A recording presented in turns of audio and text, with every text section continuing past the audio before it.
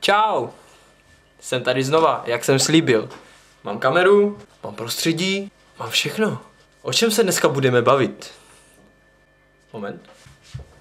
Už vím. Rozdíl mezi kamarádem a nejlepším přítelem. Takže první rozdíl je tenhle. Kamarád vám vždycky zavolá, když je nějaká akce.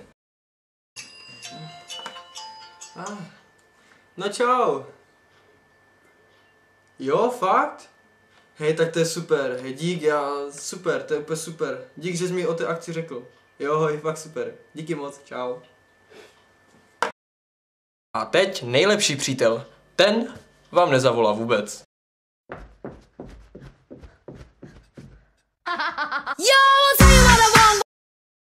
Takže, tady je druhý rozdíl. Kamarád vám dá vždycky ochutnat. Mám tu taranku, chceš? Je, díky moc. Dobře. Nejlepší kamarád. Ten se o tom ani nezmíní. Co čumíš? Promiň.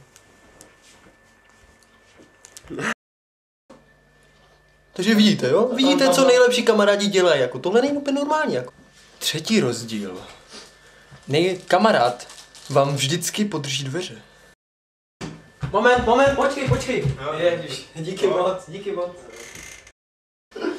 Nejlepší kamarád vám vždycky zařve dveře před nosem. Počkej, nezavírej to, počkej. Au. No pojď si vole. Je to dobrý. A tady je čtvrtý příklad. Říkal jsem, že třetí bude poslední, ale dáme ještě jeden. Dobrý kamarád vás vždycky nechá zahrát na jeho noťasu. Čau, co to hraješ? GTAčko. Hej, můžeš si prosím tě zahrát, já to na svém nerozjedu. Jo, jasně, počkej, já si to jenom uložím. Jo, super, hej, díky moc. Už si to... Tyjo, to je boží. Jak mi se to vyplo? Nejlepší kamarád? Ten vás tam nepustí. Chcipni. Čau, hej, co to hraješ? Chcipni. Counter-Strike. Mohl bych si prosím tě zahrát? Vypadni! Počkej, jo. Ne, počkej, no do prdele.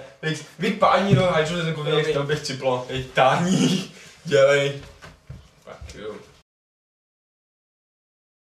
Takže vidíte, co nejlepší přátelé dokážou, je? To je úplně nenormální tohle, jako. No, a to bude asi všechno. Dneska jsme si ukázali rozdíly těch nejlepších a dobrých kamarádů.